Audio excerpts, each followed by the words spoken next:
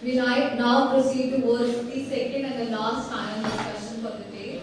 The theme for this panel discussion is impact of HR analytics on strategic business decisions. In human resource field, decision making is changing. Once guided by instinct and intuition, the modern human resource utilizes data and algorithms to drive business solutions. In today's data-driven world, HR analytics are helping to guide talent management and hiring decisions for organizations of all sizes and in all industries. Many organizations use metrics in HR to influence how they recruit, retain, and compensate employees. This allows companies to capture and analyze the data that can both help in increasing the revenue and cutting the costs. May I now request Dr. Abdul, Principal, Lloyd School of Pharmacy, and Dr. Alka, Jyoti, Program Coordinator of MBA, to please come on the dais to welcome our panelists for the lunch. The eminent speakers sharing their evocative perspectives are Mr. Ankit Srivastava, Assistant General Manager, Human Resource Gopal. Mr. Ankit is a result-oriented professional with 15+ years of experience in human resource management and industrial operations. Having a vast experience in HR operations and analytics, he also conducts training programs towards enhancing employee productivity and building community teams. Mr. Srivastava has worked with eminent organizations like Walmart, Reliance Power and Cipla. Such a pleasure to have with us. May I now request the second panelist, Mr. Abhishek Goyal, Advisors, SPA Advisory Group, to please come on the dais. Mr. Abhishek Goyal is an entrepreneur having wide experience with startups in various fields of technology, HR, research services, fintech, food, etc. He mentors companies in various fields and has seen the transition of human resources from generation X to Y and now to millennials. He has built a few teams from scratch into SBUs and has been exposed to many cases of HR during that process. I may now request Mr. Vivek, Vahie, Head India Operations, Remote Regional Export. Mr. Vivek Vahie leads India Operations and is responsible for Global Network Operations Center organization-wide. His past exposure includes consulting for Fortune 500 companies in the US for a few years and creating PeopleSoft and JD Edward practices at Dept Technologies. May I now request Dr. Gunjan and Sharma, Assistant Dean, OP Jindal University, to please come on the dais.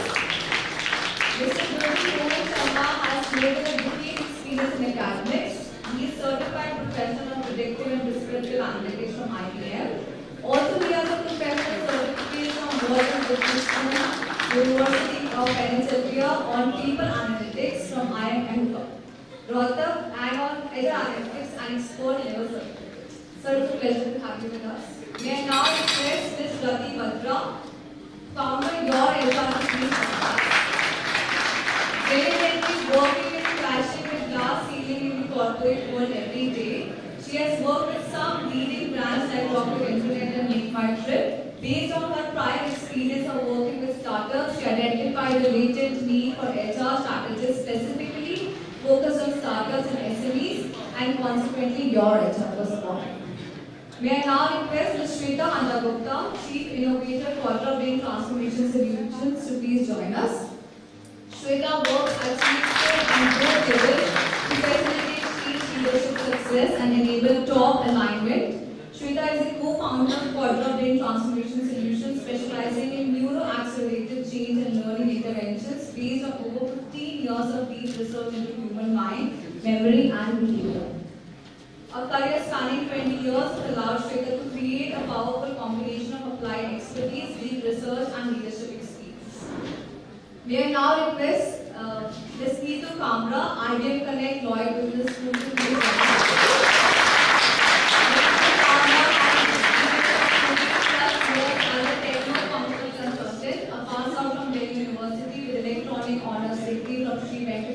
College, pursued PGDM from Amity, with experience as HR lead for performance management, consultancy and change management for TCS. She is an ERP SAP certified and an IBM Master certified for business intelligence.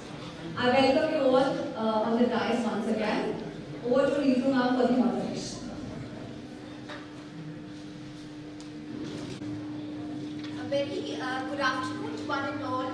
And firstly, I would like to thank Mr. Goyal for the lovely session that we have right now, because it was so enchanting and so vivacious, and it got all our students and the audience ready for the afternoon session, which is on HR analytics, implications on business decisions. Carrying on the morning legacy of such a nice discussion on employee engagement to experience, and technology has a very, very big role to play in it. We'll take forth the second session, which is on HR analytics. Now, this session is a very, very celebrated session for Lloyd, because we are celebrating business intelligence and data science through the analytics program that we have launched with the IBM, and which is doing great. The students and the audience are already equipped with a lot of business analytics intelligence tools like SPSS modeler, descriptive analytics, predictive modelers, and Cognos Insight, and many more tools. So for the students to see how these tools become functional into business domain would be really being able to challenge the topic.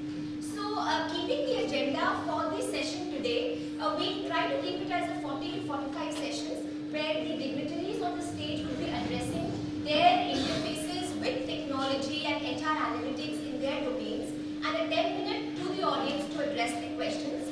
And let's not keep it a session wherein it is one-to-one. Let's keep it open for discussion. As and when we approach the topic, we will be able to add in our sense. So I think we'll begin with maybe a strategic role that is played by HR analytics, moving on to how HR analytics has seeped into the different HR functions. Then maybe we could talk about how analytics is re-engineering each of the processes of HR, and then we can talk about the innovation aspect of human analytics and getting people's ideas and innovation into business through analytics, and also the academic interface as to if students are equipped with HR analytics, what is the future next that they have. Just to launch the topic, this era, which is the Industrial Revolution 4.0, is signified with data-driven decisions, is signified with digital technologies which are disruptive, like the IoT, robotics, artificial intelligence, business analytics, whatnot. So when this is the new generation and what is going to stand for the next many, many years to come, how HR analytics is making its way through the HR to get into the organization is why we are ready to delve in. So my first addressal would be to Mr. Ankit to tell us that being a strategic head, how do you see that HR analytics is bridging the gap between the HR metrics, the HR personals who are trying to perform their best, and the strategy holders who are expecting the HR to perform the best, and HR analytics is bridging the metrics between the expectation and what is actually being done. So thank you so much. So, lot many things are changing now. From HR manager, personal manager to HR VP. So things are changing, and we should also be equipped with these changes. So we have to build skills, we have to build competencies. So having said that, building competencies requires knowledge, right? So first of all, both the topic, I've been listening from the morning. Both the topics are well selected and wonderful topic. I mean, it's like politics where we talk about Narendra Modi and Rahul Gandhi do this. So it's about employee engagement and HR analytics. So everybody wants to become. You talk to somebody who wants to make career in HR, will say that I want to be a HR analysis or a strategic partner. Big term, big jargons, big terminologies. But coming to your question, how to build the gap. So first, you need to understand the concept. Remember the movie Three Idiots? Before learning the theory, before going to the big, I know law graduates are sitting over here, but you should learn the concept first. Why analytics is required? What is the meaning of analytics? What is the science behind the analytics? क्या आता है जब हम analytics पहली बार किसी से पूछते हैं? So measurement, graphs, calculations, logistics, logograms, क्या आता है? So we have to understand the concept first. Once we understand the concept, then we can put into our business, as in we can take a strategic decision based on the analytics. So, if let's say if we want to add logics, nowadays things are becoming result oriented, you know. So somebody has put cost on you. Let's say tomorrow you'll be hired as a professional. A cost is being incurred on you. So every manager will ask you, you know, आपको hire किया है तो कितने का ROI देंगे आप? So things will come on you. और इतना changes आ रहा है. So you have to be more smart enough. So you have to be smart enough to analyze your work and to present in a way जिसको हम HR analytics या analytics कहते हैं. For example, for a salesperson, if I contribute this much sales to my district or my zone, this is how I contribute into sales, and this is how I present into a, let's say, sales dashboard or a sales flash. So it's very much, it's very much important to understand what is the meaning of analytics. And over to you, all of you. So let's understand what is the meaning of analytics, what is the concept behind it. Then we'll move ahead to the next what she was talking about. Mr. Vivek, would you like to join in from the perspective of operations that you're handling? Sure. So first of all, I would like to say one thing before I start, right? I think I hear about HR function and HR role. I think every manager of a team is the first HR contact point or the first HR manager to the team. So always, I think when you grow as managers, remember that. Secondly, when it comes to the data analytics, right, my first memories of data analytics when I started using for strategy was when I started to look at, okay, every organization goes through attrition, and I think most of the organizations do have a lot of strategies built around how to retain people, how to make sure that we curtail attrition around that. I started looking at Excel spreadsheet, and I started talking to my managers, saying, okay, what's your gut feel, what's your experience, how many of these employees that you have are really engaged with you? Let's do a red, amber, yellow over there, right? And what I started to see a pattern that actually when we're talking about red and ambers, those are the people actually leading us, which means our gut feeling was right. Now suddenly what we did was over a period of time, so this is working great. Now let's start to do something which is employee engagement as a framework. And then we started looking at some of the personal stages of the career of an employee. Is he getting married? Is he starting to expand the family? What is his career path? Is he has a long commute to the office? What are some of the reasons why an employee would be engaged or disengaged? And we really started doing it very methodically. And that data used to give us such a beautiful result that we were able to predict a lot of things around it. So I think coming back to your question is, I think data analytics is in not only HR field but all over, I think it's spilling over. It is the data we are accumulating, we are consuming on a day-to-day basis. It is just a matter of putting it in the right framework, right situations to be able to make it more predictive, to be able to make it more effective. Very true.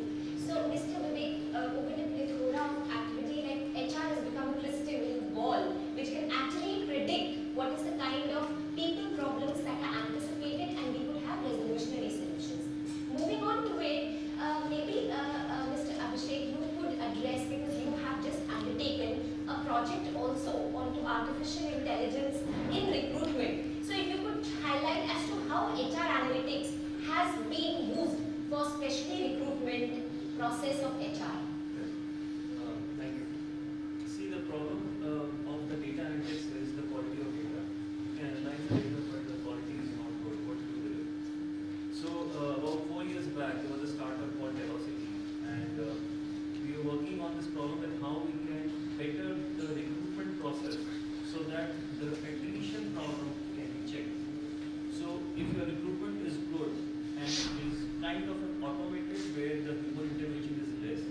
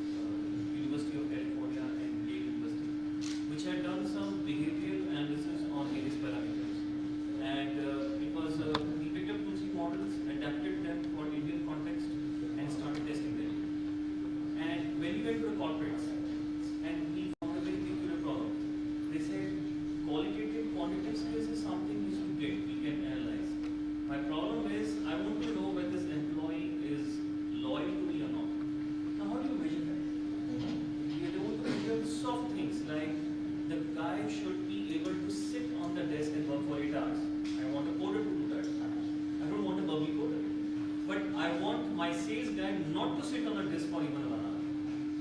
So the organization is same, but the skills requirement in terms of software requirement is different. So how do you do that? And there is no standard question paper which you can give to both of them at the time of recruitment, which can analyze you, this guy is meant to sit and this guy is meant not to sit. So that is where the back-end analytics started kicking in, and we kept on building it up over the last 4 years. We have been able to reach to the accuracy level of 81%. Now when I say 81% means that you get 100 CVs, you interview 9 to 10, and you hire 1 or 2. Right? Now our model is able to give you the video interviews where you can get them on the mobile app very convenient. And then the AI part, it does the analysis at the back end depending on what parameters you choose to pick it up. You can even go for communication skills, soft skills, and cognitive skills, whatever you want, which are technical. And then you can also go for unmeasurable ones. Now there we pick up the muscle movement, the tone of the voice, the way the head tilt is there, the way the guy is leaning forward, the back tilt. So there are a lot of parameters are there, called the X parameters, that one. And then we come out with the candidate. So what the corporate has to now do is they ask the candidates download, upload the video. Our AI kicks in, and we tell them these are the 9 ones which you would like to meet, and these are the probable 3 to 4 which will be ideal for you, but to go check. So now interviewing 100, now they look at 4 or 5 to begin with, and out of that they pick it up. So that's the piece which we did, and we are partnering with yes, when we go to the corporate, a lot of corporates look at us with a lot of question marks, how do you build an AI, you are taking over the jobs. But we are not. We are actually taking a life cycle.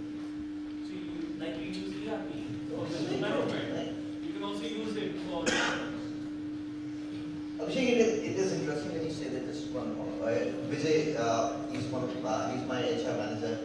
I'm in a startup mode right now, and he's my right hand and first employee who came on board. We were having a discussion. LinkedIn has actually come out with the statistics. They are actually coming out with a bigger version of it, where they are looking at the patterns of what employees or what people are looking at, which are the people they are following, how they are contributing. And I think what they are looking at, rightly so, is more of a cultural fit, right? Not all organizations have the same culture, and not every employee can fit into the same culture.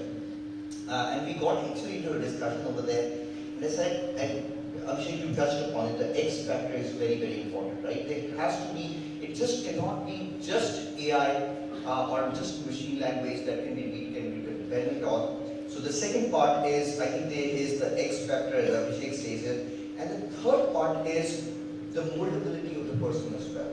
You know, how the flexible the person is, because I think Gaurav touched upon a very beautiful part today, and he talked about some of the life skills. I don't know how many institutes are really doing that today. But when you get into the industry, the manager that you get, he is becoming a major path for a success or for a failure. So I think the coachability and how you get the direction really influence how you get there. I guess I would like to comment on the LinkedIn Sure. part. See, there was a little joke that everybody's happy on Facebook and everybody's happy and Lloyd on LinkedIn. And everybody's not busy on WhatsApp. So the problem with LinkedIn data is again the quality of data, because you want to portray the best on the LinkedIn, right? And when you do the data analysis on that, you tend to miss certain points, because we also face a lot of corporate saying we have subscribed to LinkedIn, so we are okay. So say fine, then again your HR manager's engagement for the new recruitment and the quality of manpower, what you comment on it, and that's where they start as finding a difference. So it's like garbage in, garbage out. Yes. Similarly, when you interview a person in private and when you interview a person in public, you find a difference. Absolutely. Response. Yes. So that's what we are working on that. I Pointing. like So- with due regard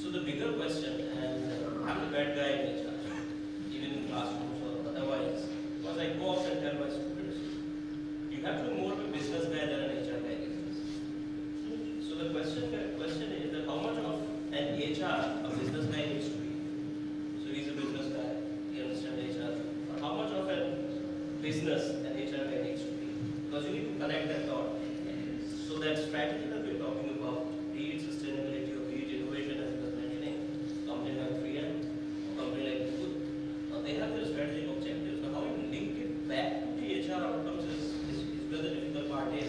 And that's one skill which people need to have in future. But unless you do that exercise, talking about all that functional efficiency is going to be just incremental and underutilization of power that we all have these days.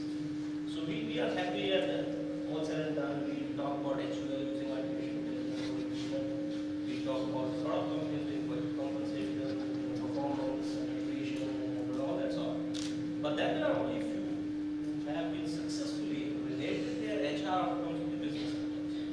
And those are the companies, and I'm talking about Google here, and that's why they are at number one. And they were the youngest company to be at that spot because of how they link back the business objectives to the HR objectives. Now that's the skill number one. So all the students will be sitting out here, irrespective of what specialization you take and what functional manager or super managers you become, you need to find that knot, and how it all cascades down and how an HR outcome is related to business outcome. Coming back to question number 3, which is like, how do we get it? How do we tame this animal, this HR analytics suddenly everyone is talking about? The happy people sitting out there, they put HR as a specialization, thinking it's an easy subject, you can score good marks, and we don't go to field, the job, it will be an office job. Am I right in setting this expectation for all the HR people out there? How many of you taken HR as a specialization or thinking to have HR as a specialization? Very few. Is that your perspective and your perception towards an HR? Bad news, you need to understand business. You should be quick on numbers. If not quick, actually, you should not be fearful of numbers. You need to be quick on your feet. So the one area which is evolving faster than anything else is HR. So this is driving the business. And I was talking this, during the break also, that the biggest challenge that organizations are facing these days is, managing people and managing skills. Rest all challenges more or less have been taken care of by technology. Technology is dictating laws, passing. What you need to do is, how you deal with it. So you need skills. All organizations talk of IT industry for that matter. They're all dealing with reskilling, which is a major issue. They are firing people, they are hiring people, nothing is happening there. Talk of an IBM which has moved completely from an offline to, from hardware to a cloud-based solution. They need skills. No more they need those hardware service guys.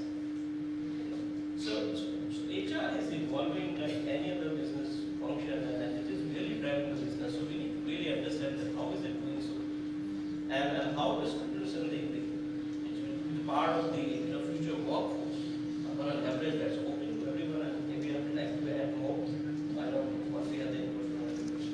I would like to now, sorry if I may, I was just going to focus on you, Shweta, because sir has put on a very important point where intelligence and analytics is being used by organizations for innovation and people, thoughts and ideas. So how do you think, being the head of an innovation team, how HR analytics, people's minds, making a deliberation between technology, people, thinking, organizational growth, how do you combine all this to get your work or ends to meet innovation to meet? Thanks, and that's actually opening a Pandora's box, but starting from where my eminent colleague left off. Thank you all for bringing such, and thanks for bringing out my pain, because yes, the business perspective from HR is something that we crave. When I resigned as the CEO of an Indian business group 5 years ago, my biggest ask from my HR team used to be that, can you give me some data to back what you're saying? And I have suffered from that, experienced the pains of that for years, that I am often being asked to trust an individual I respect in their gut decisions, which often comes up with very great ideas. But in a day, as a CEO or as a board member of a number of organizations right now, when I have multiple decisions to make, if you could give me something more than your Excel files, real data, a business case is what I call it. Give me a business case for the next investment that you're asking for. So I think that is a very important place where HR analytics could help. And also, just again, coming from the ask from a very business perspective, I would want my HR leaders to think of the the right metrics. Because, as they say, if you beat the data enough, it will admit to anything. Okay? So you have to think of the metrics that will help me as a business leader. You have to really find, and I'm having to sit down with the HR guys and discuss that. Find the ways that you can help business decision making much easier. And I'm glad people are talking about recruitment and engagement, but think beyond that. As HR, if you want a seat in the boardroom, it's about time you started thinking about what impacts my bottom line and how I achieve what I have promised the shareholders. And I think one thing And that's, yes. And in that place, though I disagree slightly with saying technology is taking over stuff, nothing is going to, I think another one of my colleagues said it is data, analytics, all technology is garbage in, garbage out. Till you get the right mindset, till you start thinking in terms of adding value and start thinking in terms of the metrics that will make a difference to the business, and start learning the analytics tools that can help you generate those outcomes, it is going to be a garbage in, garbage out scenario. For innovation, again, the ultimate brilliance will come from the human mind. Never doubt that. The human mind is far more complex than anything we've invented. Everything we've invented is invented by our brain, right? So the human mind is going to be the seat of the best ideas. If you can support the thinking, if you can support the innovation with the right data, that just makes my life easier. Instead of walking around the organization and asking the same questions, if somebody can get that data pushed into me, I love push data. I think it's absolutely brilliant to get push data, and that gives me 10, points that I can start thinking from. The next important step after that is to question the assumptions we're making at that point. That will lead to innovation. So data combined with a thinking where you ask yourself, where you ask the data, okay, what are the assumptions here that I'm missing? What if the opposite of this were true? That's all. These 3 questions for me. Right data, right questions, you can really get the ball rolling on this. I think there's a huge potential especially with HR data, which we haven't tapped again because of the mind block that one of my colleagues shared, is that a lot of people, and trust me, 15 odd years ago, even I believed HR was going to be an easy job. I've spent some time there. It isn't. Not if you want to move from the HR room into the boardroom or into a CEO role. You've got to understand your numbers. The potential there right now is immense. I'm looking for people always who have the skills to understand the beautiful soft stuff that my colleagues spoke about, as well as get down to the profitability of it. So I think there's just something so vast out there for you. It's brilliant that you have a course that teaches you that. Combine it together and never forget the power of the human brain. Give the CEO something that will make our life easier. Please. I very agree with that. What you're talking about makes a lot of sense. But again, for all the young audience sitting out there, the question comes again, and this is since I have a lot of classroom sessions being a professor myself and being an HR professor, the question always comes up to me that, who's taking the shots? For example, it's all happy, said and done. So I see a lot of such parents that people say, all those CEOs and the senior managers, they talk about similar lines. That you want someone to come out who can talk data and can also talk business and can do all this. This is a tough job. And we are talking about young girls to do this. Now that's where the disconnect I found in the economy. And I talk to a lot of senior guys also. So, and I've personally a lot of senior HR people also, that you do the same thing and tell the young guys, see, I've done all the hard work for you now, you have the request, so you can do the data part, maybe the analysis and all that. So I'm leaving it to you.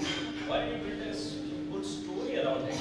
So rather than, asking all the tough questions to the young minds that you do everything, you do the maths for me, you do the business for me, you do visualizations, you do everything for me, I want you to have all those skills. Now that's not practically possible for a student to have all that skills. Obviously he learns a lot during the experience a lot. So within an organization, this is a question I would like to ask all my bright minds, panelists here, that how much of an open culture does organizations have these days when it comes to the application of HR analytics, and how much people are open to connecting the business with HR analytics? So HR ready organization. So I remember, last year I was reading a Dept report and it said that more than 70% of the organizations kind of relate people analytics is highly important. But the percentage of organizations which actually get down and do that is close to 20%. That has not changed in last 3 years.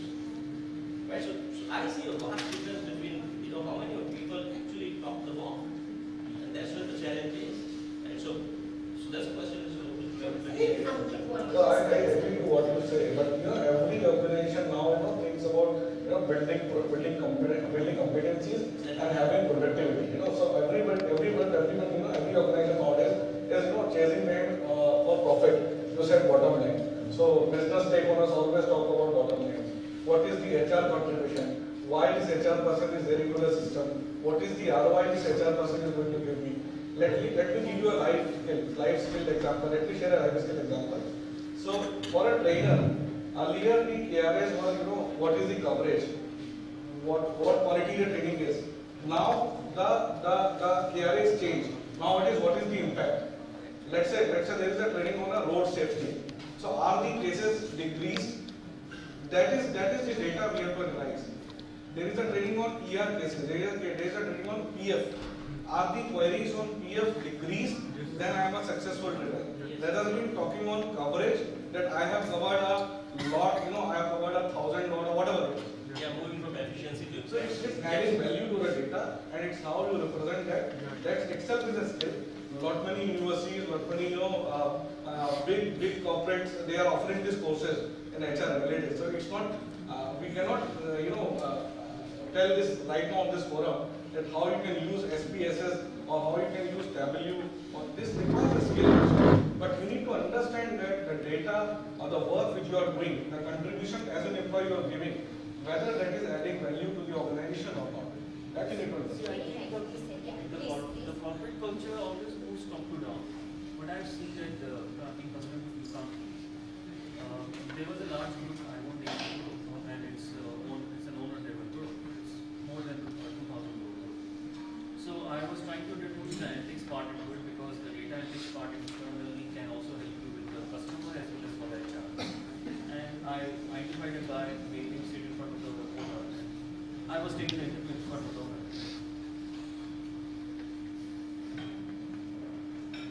After about 45 minutes, I was through with the interview and I asked the owner, are you okay with the research? So I sent the guy outside and I said, what do you think? He said, he was making sense, but I can't make anything out of it. So he is from the financial background. He said, I don't understand data analytics, but what he was saying was making sense. So I said, okay, why don't we go ahead and hire him? He says, wait, let me think about it. And he has not yet given me the answer. So what I'm saying is that corporate culture always moves top to down. The top management is not okay, is not data driven. Exactly, that's what I was trying to say. It's not data driven. A management philosophy like is the corporation organization ready itself to open itself and say that how we have to have those dots connected. Right. Now let us do that. So that's why we say they are not future ready. But do they have a future? Yes. But still they are not future ready.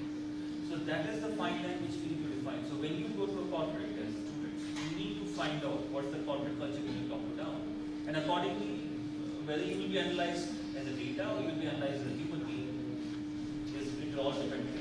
As Abhishek very rightly said, that organizations have a still digital divide within organization who are people who are prone to technology, people who are not prone to technology. So I think Rati's intervention into it as to understand being an organizational entrepreneur, talking about your HR. I'm sure your HR itself talks about people HR. So how do you think this digital divide between technology and no technology and interacting with employees through an technology interface can help HR develop the very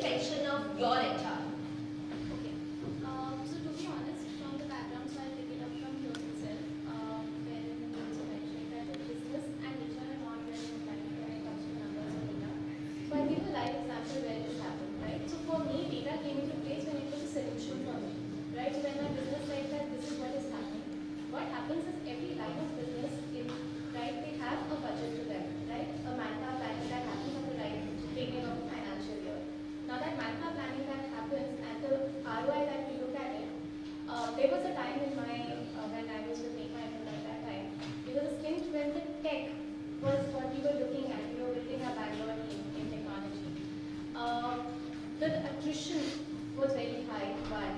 Two, the sort of people that we were bringing on board, it all became a game of what sort of compensation we are giving to them, right? And at the same time, that budget goes to the line of business, right? So for my CTO, that was a high budget for him that was going on. Now the conversation that we had, he said that what do we do, right? What is the solution for this? Not every time a guy comes with an offer from a Flipkart, Amazon, Ola, and says that this is the offer that I have in hand, or counter offer. How do we help that out? So how we helped this was through data. So what we did an analysis of the top raters in our current organization after whatever the employees that we had, the sort of people we had who were our top raters, and the sort of people who were the low performers for us. And we figured out that the top raters were not from premium institutes and are not from the product e-commerce companies that we have been targeting or we have been into the rat race, right? And that is where we realized that, oh God, the cost comes down right here, right? So here is when I went to my CTO and I said, why are you running into that rat race? And why do you want someone from a Flipkart or a Uber, right, with a high compensation, and why not someone from an IT service company who's diligent, who's working hard, who's your top rater? Why not, right? And that is where one of the solutions that we gave was this, right? So that is data. So data has always been a solution for us, right? Whether it was attrition control, whether it was cost control for us, whether it was talent acquisition. Now with your HR, as we are moving and I'm working with startups directly managing the complete HR, technology or digitalization is just a solution to efficient my process, right? I am just adding efficiency to it. I can't take the human connect from it, right? That is exactly what I'm selling. I am giving the human connect to a startup, but at the same time, I'm making it efficient to match the pace of the startups that they run at, right? They are very dynamic, they're changing every minute, right? So to live up to that, we are doing that. So we are integrating chatbot into our system, where it will chat, the robot gets intelligent as I feed the data into it, right? As many candidates come to the chatbot directly interviews them, does the first level, that what is it that you're looking for, what skills are you looking for, what is the compensation, right? And the data filters from the files comes down to me. From that, I put it to a digital process which we are learning. Again, another thing we are introducing is a digital interview process like, he mentioned Abhishek, that we have digitalized it, the behavioral analysis part. That is the second interview process that we run, and we are running it on campuses as well. Now, all of this is finally when I come to 5 to 10 employees, and I'm not into the rat race of speaking to 100 candidates in a day and coming to 2, right? So I am making it efficient, but at the end of the day, I am the one who is speaking to the candidate. The 2 or 5 candidates are shortlisted and doing the cultural fitment. Now, culture is your attitude. It is nothing else, right? So it is a synonym for attitude. Attitude is built and is understood once you speak to a person. I cannot analyze the culture on an app or via the IoT or AI, right? So it is what it is. So that is what we are introducing. So we are using technology, we are going digital, but that is only to make things efficient for us, but not removing the human connectivity. So now, yeah, please, Shewta. Just this question that went unanswered. And I do agree that there are a lot of people who may be hesitant and may not be giving the opportunity to HR analytics yet. But in my experience, that is changing. So that's 20%. So my primary occupation today is I'm a transformation coach and a transformation expert.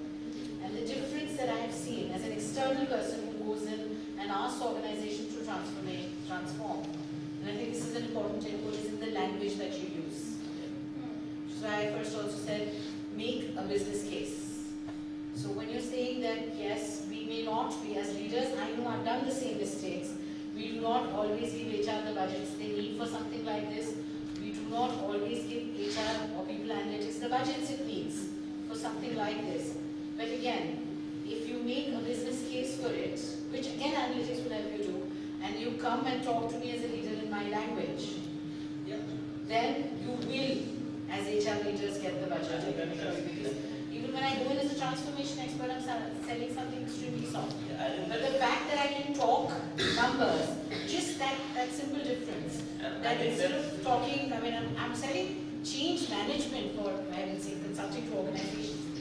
Just because I put a number to it, just because I can talk in terms of where it will take the organization, gets me a seat on the table. So if there's any learning that I would like to leave out for everybody is, we need to move beyond the blocks that people already have and learn to talk the language that will make people give us the attention and the budgets we need for what we Can be need able to do. to start quite discussion, and that answers the question that he also raised. Then what is the one differentiating factor?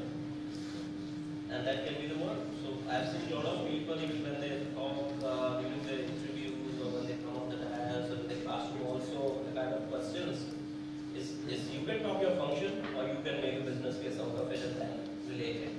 That is a wonderful differentiating factor which leads me to my second point here.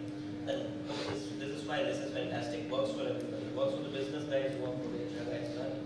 But what kind of skill does it incorporate to have that kind of an overall understanding wherein you understand business, you understand your own function, and you can also connect the dot. And that's where I think the key takeaway for this audience is gonna be. So you need to be good with your function. That's what probably I would want to stress. Sure. I think just one thing. On that brilliant note, if I may, before we miss this wonderful point, may I invite everybody on this panel to share one skill which they think, just one, otherwise all of us are prone to going on and on. So can we all share that one skill which I think would help the students get that breadth that Dr. Gunjan and I are speaking about. So let's start from Ankit. Would you like to? Just one skill. Just to make the audience understand, we are talking for you. What is it that organizations are looking for from students who are taking any business function of analytics or any business function wherein there is analytics, and for this context it is HR analytics. So what is it that the employers here are looking for students in terms of skill set to hire them? So I think I would like to go for entrepreneurship. Entrepreneurship. Right. Because when we go for hire or something, we always look for like all the skill sets of taking ownership, being able to analyze data, looking forward, innovating, everything revolves around being an entrepreneur.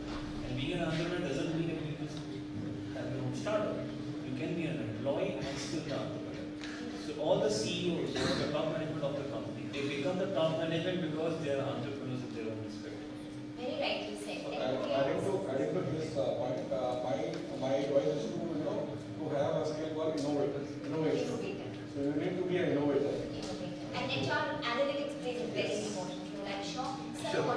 I think, so what I was going to say is probably going to relate to what you said. I think challenge the status quo. It is very, very important, no matter what you do. I think, because there are students over here, I think you brought some very beautiful points, and I'll talk about one of the things. Neetu, I think you'll relate to it because you have some past background on SAP, right? Yeah. So, I was a PeopleSoft consultant, and this is when I'm creating a PeopleSoft practice, right? So, we had a group of people. Now, functional people are much more tougher. I'm still talking about a decade back. There were very few functional people, and they came to the premium, right? So, the business is asking, let's get more functional people on the ground because we have more work, we are going. Now, HR is trying very hard to hire those kind of skill sets, right? So now there's a beautiful partnership, and I sit down with both the manager and the HR, and let's look what's going on with you. And then we started to look out, right? 90% or 85% of the work which was done by the functional people was mere coordination work. You and I both understand what ERP and there's so many things we just queued that up, created another group which was a different group with different skill set who do it. Now, even the people who are on the ground. Now, HR does not have to go back, hire more people, probably some other skills, and we can create career path. So I think it's a very beautiful opportunity with data backed up. Come together, create solutions around it. Thank you. Abhishek, you very rightly said, because when 2005 Vivek, SAP getting certified into HR, it made the system, the business suite, allowed you to do every HR function so rigorously and so efficiently. Absolutely. So now with the coming up of ERP, business process re-engineering and learning management tools, now this digital age is actually driving for a next stage of overlooking where data processes are all set. What is it that today we enhance that are aware of. Absolutely. So, very well said about ERP, and now ERP has become a backlog, and analytics, intelligence, and what not would come forth is going to be a challenge. Absolutely. So, your inputs on Yes, so I would, skills, basically. it would be very difficult to just say one skill, but I would again kind of add to what he said. So he said an employee, then a manager, then a leader. And it was till 2010, if I'm not wrong, So probably in 2019, and I'm not even talking 2019, in 2022, we can't think beyond it. I don't think so. You can think beyond 2 years from now. The term would be the facilitator, the change agents. And I'm talking for this audience. I'm not talking about you being 10 years down the line or 5 years down the line. I'm just talking next year when you pass out. Would you be an employee, a manager, or a leader? Definitely you cannot be a leader. You cannot be a manager. I would be very happy for you. But the facilitator and the change, as you were mentioning, that if you can bring that, change. So I've seen a lot of my students when they go out and say that, hey, I have that skill and I can help you with that change, that transition. Because the organizations these days are under the transition phase. Some of them, most of them in fact, are opening their arms to embrace this change. And whosoever helps them with that change agent, that facilitator, I would say, most welcome. So that probably you would want to become that facilitator and that change agent would need you to have that business acumen, flair for numbers, and if you can connect, can you build a story out of it? That's it. That's from my side. Rati, for me, to be honest, it is attitude that I said. And in attitude, specifically, what we look at is curiosity. Right? If you are not curious, you are not going to question it. You are not going to say, why are we doing this? What is this going to take me? Where are we going? What is it going to get me? What am I in store for?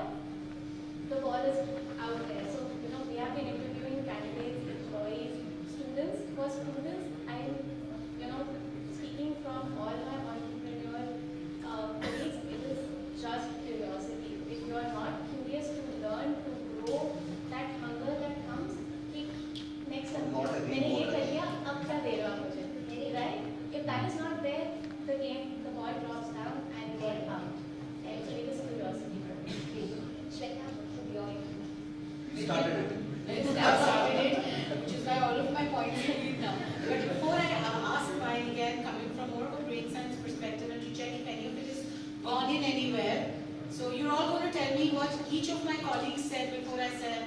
Let's summarize first. So what was the point that we got from Ankit? Who's going to tell me? Innovator. Thank you, innovative. My next. Entrepreneurship. Okay, we'll listen. Come on.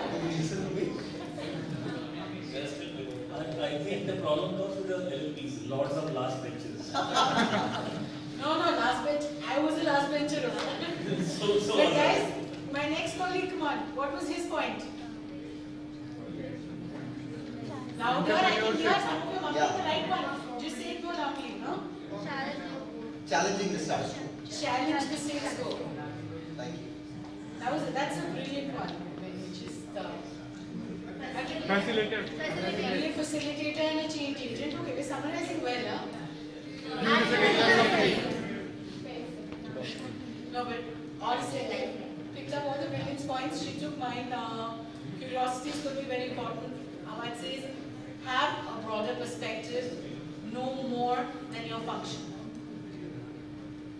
Bring all of this together, but what will make you get your glory, to borrow from my earlier speaker, and to stand out and to be different, is to have perspective beyond your area. Know what's happening in the world, know what's happening in other functions, know how they work, then you'll be able to come up with a smart ideas. Read. If I can just, I have to find that through curiosity. Read as much as you can. Read everything. Read the back of the cereal box, read the book, read what's written on the Bisleri bottle. You'll learn from everything that you read. So I would like to add 2 more skills from my live example. Those are, one is the adaptability. So if the change is happening and you are not adaptive at it, how good facilitator you are, and we are not ready for change. Industry is changing, but I am not ready for change. So you must be adaptive in nature, and for students who are looking, career in HR, they should be having good communication skill. So whatever I am saying should be cascaded to the ground level also. So So strategies are built at higher level. Whether they are executed at the ground level 100% needs to be ensured. So you should be a good communicator also. So let me share a quote from when I was appraised in my first job, and the country manager was appraising me. He said one thing, he said, Abhishek, you cannot have all the knowledge in the world. Okay?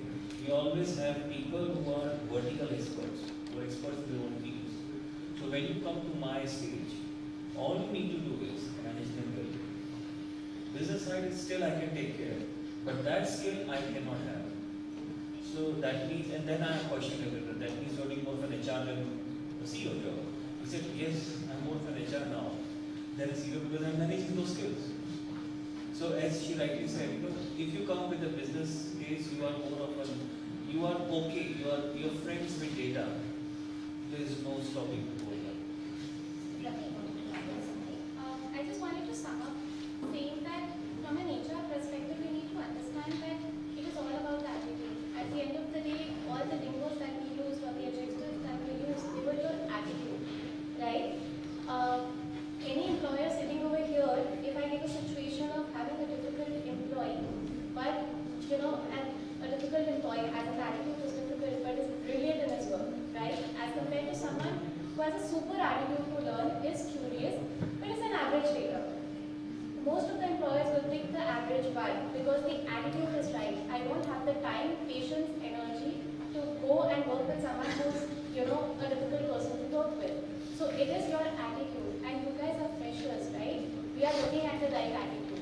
So flexibility, curiosity, challenging the status quo, it is all attitude. It is all just about attitude. So focus on that, and that is what Gaurav also left you with that thought, right? So change your attitude, learn as much as you can, question things.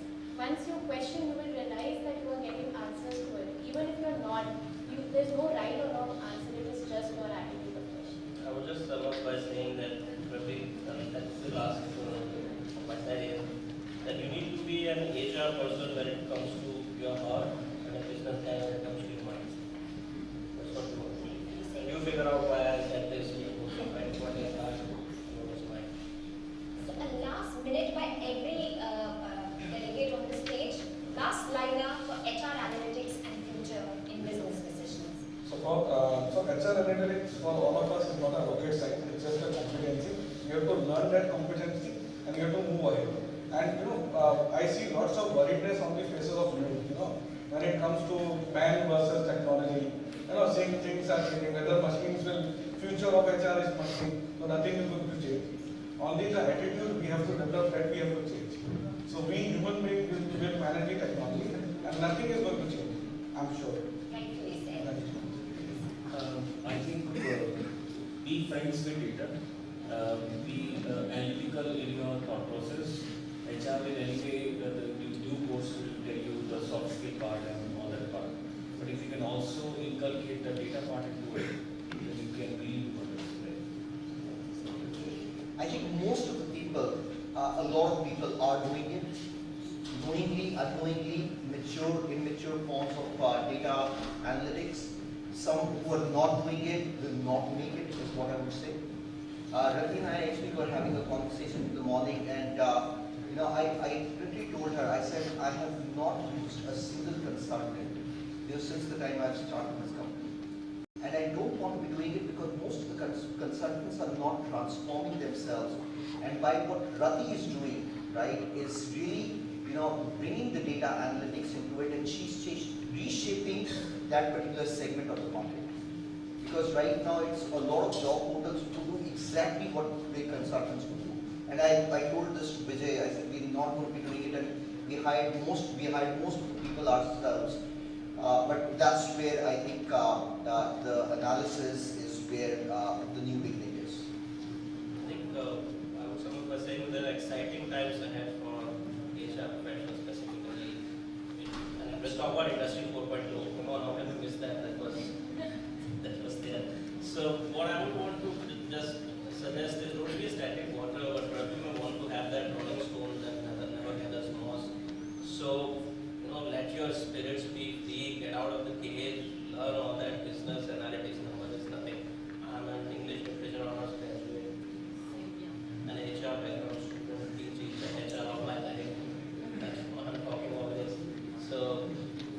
can do it, trust me, and I've sat on those last benches throughout my life. So if I can do it, anyone of you can beat me. All the best. For me, it will be.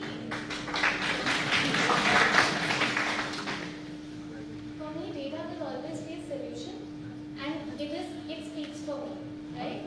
So whether it's a performance appraisal with my manager, my data speaks for me. My numbers speak for me. So this is what one thing I took from my mentor. She told me your numbers will speak for you, right? Whether it's presenting to the business, whether it's presenting to my manager what is my ROI or what I have done, or whether it's bringing that change, it is always numbers. So keep the numbers with you, understand numbers. They are not going to dance in front of you, right? So यहाँ पे दर्शी नहीं है. But you need to understand those numbers are your confidence, right? Today we are all sitting here just because we know what we are talking, right? So it is your confidence. Your numbers will be your confidence. Spend time understanding the user of your data. How is it going to serve, what outcome it serves? Spend time understanding the user. Spend time defining the problem. When you spend time understanding those two things, what my user wants and what is the business problem I'm going to solve, numbers will be your friends. They are just a means to an end. When you spend your time understanding and refining the outcome, everything else is just going to work for you.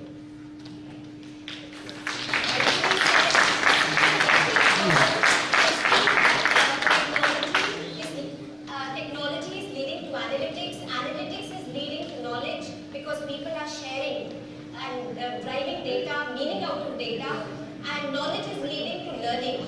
And learning makes you understand that you are just a speck in the ocean of so many knowledgeable people who are sitting here, and it makes you more modest to learn further. So now I open the session to the audience that if you have any questions, you can please address. Now is the fun part.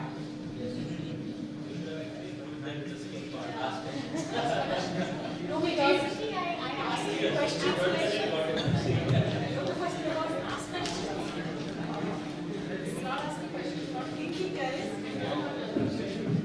For taking you on, bringing in wonderful insights, board of experts. Picking up from the discussion we just had, one thing that I've taken is curiosity, and this question is coming out of that. We know that we are dealing with data and we are dealing with a lot of data, right? So, since you all are experts, just one question that is coming to mind, since I'm from social sciences background. It's okay that we're analyzing data, but as organizations, like I think Abhishek mentioned that we make hiring decisions based on the nature of the smile, right? Or we monitor our employees and then we predict how much they are engaged based on the time that they spend on social networking sites.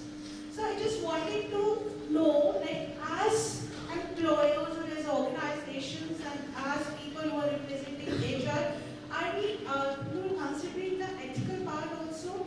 Because recently I was going through a McKinsey report and they had something called General Data Protection Regulation, right? How much is enough?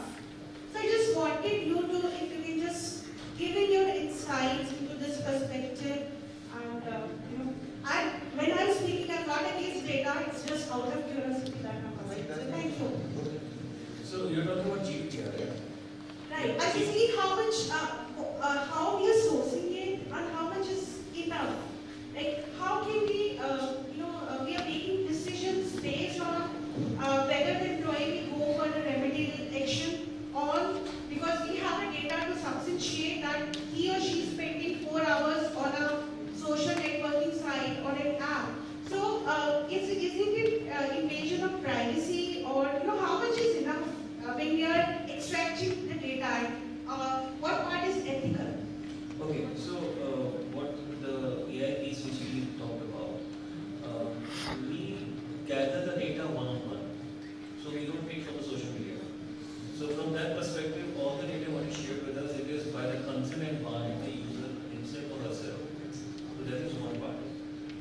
part coming to the GDPR. Now, these two are, I would call it a quandary situation. Why? Because GDPR is more of European. The equivalent is being prepared by PII.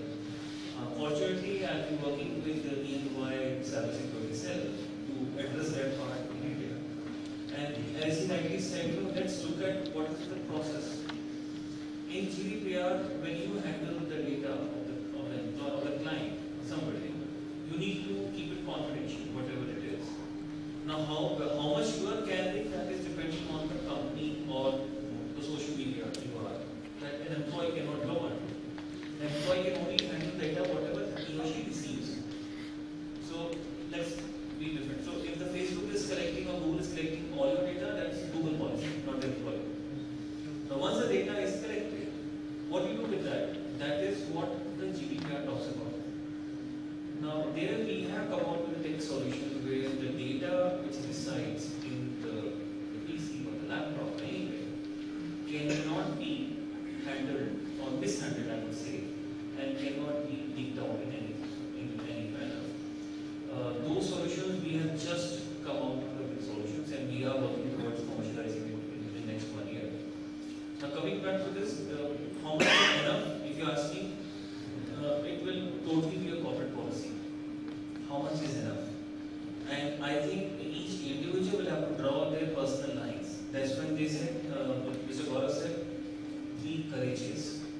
So when you say that your line is breached, you have to stand up and say no. I don't agree with it. I will not go with it. So if you ask me personally, I don't use Google Chrome. I don't use Google for a search engine.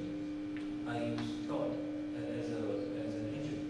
So there are technological options where you can decide that you do not give your data to somebody. There are solutions available. There's an application of blockchain in HR as well. So blockchain is the next wave. I would not say the next wave, it's already the wave which was last couple of years maybe. When you read about how blockchain can be applied in the area of HR, it's one of those areas where how the employee data can be secured using blockchain and all. See, blockchain again will not will address the but when you talk about the employee data and safeguarding it within the organization, that's also because I am employing that blockchain. As somebody who's collecting data and using collectively as people, are we coming up with some solutions on how much we are authorized to extract? Very honestly,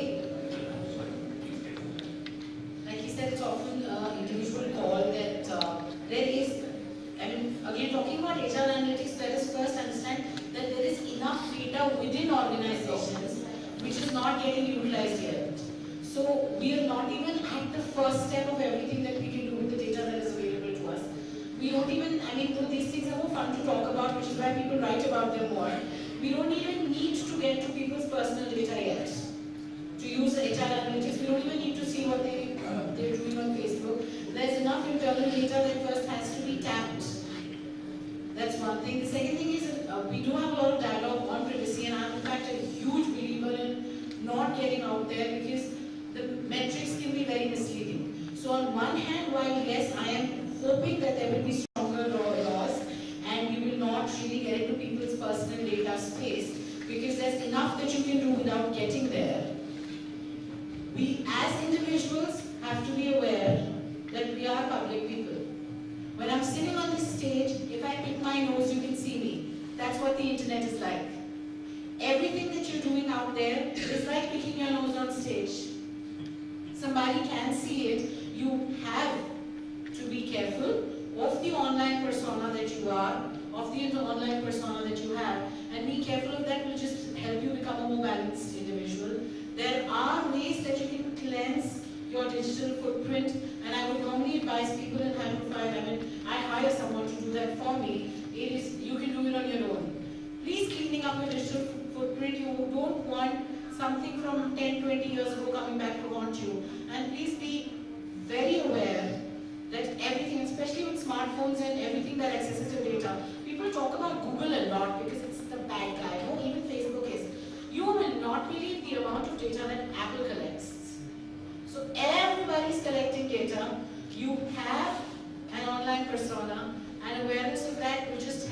manage yourself better. For the corporates, I would like to add on. There's something called DLP, data loss prevention, and SAP has one of the world's best DLP process, but hugely costly. But there are certain other programs also. So all the corporates now who are aware of this data, they apply DLP. Now when we say DLP, they stop your individual access to the social media and will by the corporate. So if you are not accessing it, that means corporate also does not have access to your personal data. Now if you are putting your personal data on the official laptop or a PC, that's your choice. It's official. Absolutely. I think just one last thing that I would say is we talk about it and we get overwhelmed with what the data is getting to do with us. We have to always understand there is a culture and there's a framework within which a company works. And this data really will help us getting the right fitment as well, which is going to be a long win-win situation both for the employee and the employer perspective as well. As Vivek right. Data misuse is happening less by organizations who are looking at finding the right employees. If you really look at the statistics around the world, where data in other countries, the data misappropriation and misuse is happening more on the advertising, marketing, creating public opinion, the consumer views, and impacting public opinion on things. So that is where your data misuse points come up. It's rarely, the average organization wants to play safe in the country that they are in. They don't want to mess around with data available on the internet and accidentally or also violate. We're all very careful about, we operate in multiple countries. Most corporates, we want to stay within the boundaries of the law and the ethics because we want to stand for something. So that's less worrisome than what the advertisers and the consumer data, what's the word for it? It's not coming to me right now, but people who actually mine that data and use it to influence public opinion, that's where the danger really lies. If something comes free to you, then it's not a product. Oh, yeah. I just want to add in, it's a live study. Vivek has rightfully said about culture. I was doing a narrative analytics of employees who are in IT company that's in IBM and TCS, both knowledge workers, learning organizations. So I asked them a question. You carry along this tab of biometric wherever you go, you have firewalls, whenever you have to enter a project, you have to tag in, tag out. Don't you feel bad that every time you are going in and going out, it's the way the organization is treating you for being the leads and managing the project. So they told me that, it's the way you look at it. I think I am more empowered with this device because with this device I can go whenever I want, wherever I want in my organization. So I see it as an empowerment rather than as surveillance. How you see it? Culture is what that builds technology in the organization. So can I accommodate one more question and that would end the session? Yeah, please. Madhur from The tape. Hello, Madhur Verma, doing business analytics from the business. So I want to ask you guys that artificial intelligence is coming, and 2-3 days back I was reading somewhere that it's going to eliminate human effort into HR completely. So somebody had to call them that. This has to end. HR dialogue has to end. I'm glad you did that, Madhur. Go ahead. It would be more automation and all that. So what's your take on that? Is it going to eliminate humans completely? So I think you joined a little late. Yeah. Okay. See, artificial intelligence. The answer is in the name itself. If it is artificial, it is not intelligent. Right? And secondly, who created artificial intelligence? The natural intelligence. Right? So an artificial thing cannot replace the natural intelligence for long. What it does, it takes on certain repetitive processes out of the hands of an actual intelligence, so that you focus on innovation, and the rest, dirty work, is what AI will do. To put it to rest all the doubts in the mind. So do not get worried about artificial intelligence because it is artificial. It is only the mechanical, monotonous job which is getting into the. So, for example, I have managed hosting services, what I do, right? They are level 1 function, level 2 function, level 3 functions. Level 1 functions are mostly the ones which will go into the artificial intelligence and the machine learning, and they will do that job consistent and efficiently. But it will making way for people to go ahead and do level 2, level 3, and innovate level 4 as well. Certain amount of redundancy would certainly be creeping in. It's just not that the impact on the job market would not at all be there, to say, but as he said, if the level 1 and the monotonous jobs would get taken. That's just an example of recruitment also. So when we read about SQL and how they've used artificial intelligence to recruit at a large scale, they use artificial intelligence only at the screening stage. Please correct me if I'm wrong, but they used it only at the screening stage, which was more of a dirty job or getting your hands dirty with the data as it was calling. And post that it was all humans and the natural intelligence took over and did the selection part. So as long as you are into that job skill which needs real intelligence, creativity, complex business solution and all that, you're safe. But if it is repetitive, monotonous, you are get affected. They are not for sure. So my answer to your question would be like, remember the movie called Swades? मुझे पहली बनानी है 100 आदमी चाहिए, तो अभी 100 आदमी चाहिए बट स्किलफुल आदमी चाहिए, ठीक है? So उसके अंदर वो स्किल होना चाहिए. So artificial intelligence is there, but nothing is going to be changed. Yeah, right. Can I answer from the delegate side? Of course, please. So basically, to sum it up, I am from an automation product side. Okay, we automate processes for every businesses out there. Yeah, we automate processes. We automate the monotonous things, everything AI, autonomous, automations, everything. It's not going to end the job for anybody. Let me make it very clear. I am from the product side. I'm the head of the marketing, so I can watch it out for at least my product, which is name drop app, and it's all there on the panel. All it is going to do is, as rightly said, the monotonous jobs. So I give you a very short example. Forms. Everybody knows about forms. Everybody is doing it, whether it's an online form, whether it's a manual form. It all requires an input, and it's a monotonous input, because if in case you are doing, so you pass out of AIEEE, JEE, and get to a BTech, and you need to apply to 20 odd colleges, fill their 20 forms. But everywhere it's the same fields that you got to fill: name, email ID, address, and whatnot else. The automation is just going to cover that. It's not going to take your jobs. So the monotonous part is going by automation. We are leaving time for you to actually do what they said. Build that connect between the case and the business. So if you are in HR, use your mind to build that connect. Leave the monotonous job to the automation, to whosoever it is providing. That's the connect. My name is Abhishek, and I'm the head of the marketing for Name Drop app, which is one of the autonomous. Good to see you, here. So just want to leave you guys with a single thought. We have been talking and worried about AI. I think a lot of you have not thought about virtual reality VR and augmented reality VR. So also associated with another company. So I would request you to be aware of VR, because in the next 5 years it is going to bring a lot of revolution, especially in the training space. So when you want to enhance the skills of the new recruitment of the new batches, how do you do it repetitively? Because you want to enhance the same set of skills and impart same skills to the new set of people. So again, the fatigue, like so AI has given way to VR, and that is where that next wave is coming. So watch for it, and if you guys can also be little aware of the VR, get exposed to VR, that would be good for the future. I think with this we have closed this session, and can we have a big round of applause?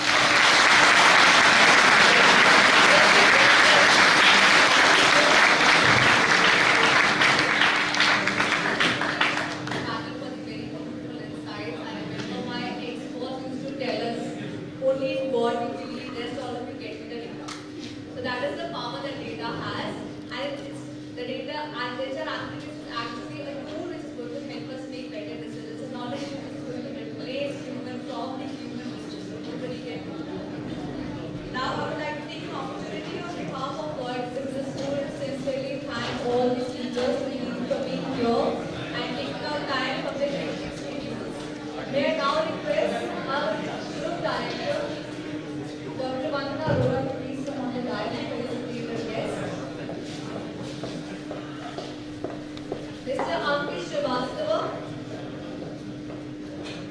बीच में centre में ले लो, centre में Ram.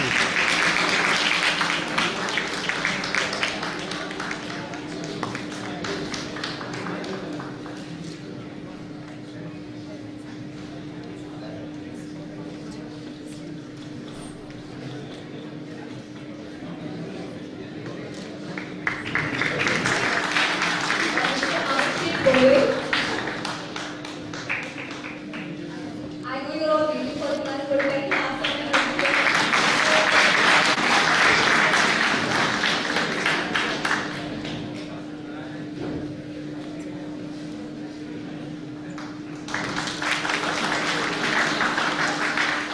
Vivek, Vahie.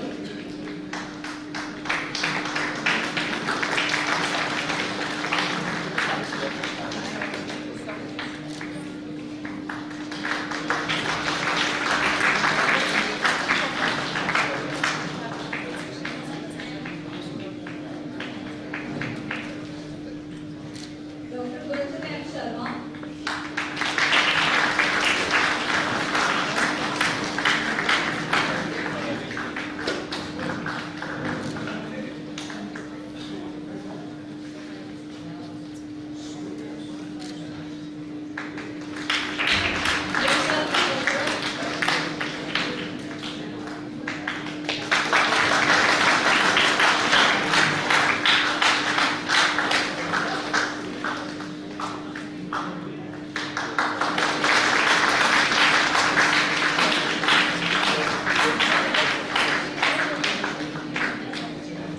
Shewta, Handa,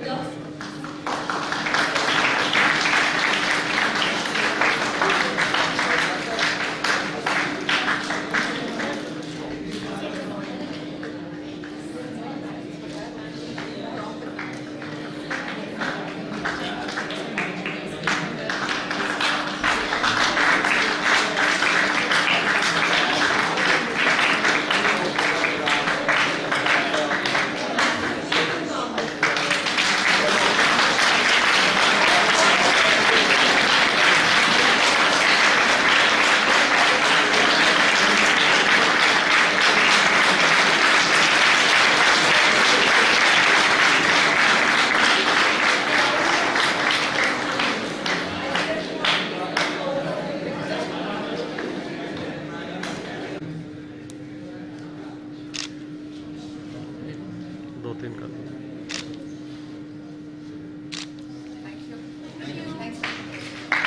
of the forms. I have a reminder for everybody. We have sent you the feedback forms on your mobile phones. Please do fill it. It is required for us to know how we can improve our performance to meet your expectations. To gather the data. Yeah. Gather the data. Exactly. To enhance the performance.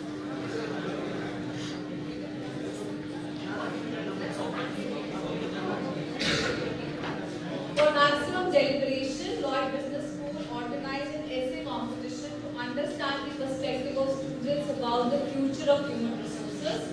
It gives me immense pleasure to share that we received an overwhelming response with about 78 entries for the essays. I now request the evaluator, Dr. Purvi Chakrabarti, the head of Department of Education, to please come on the dais, and Mr. Gaurav Arora, I guess for the to come on the dais to felicitate the winners. The third position for the essay competition goes to, any guesses? Any college products? It goes to Miss Neetu, Lloyd, the Management Technology. Neetu,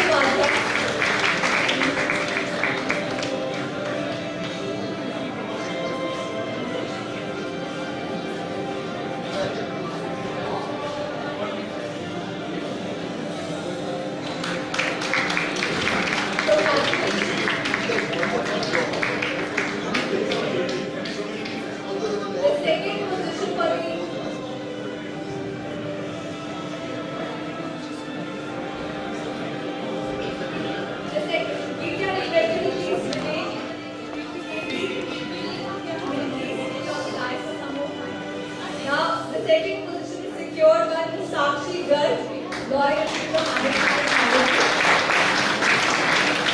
Sakshi Garg.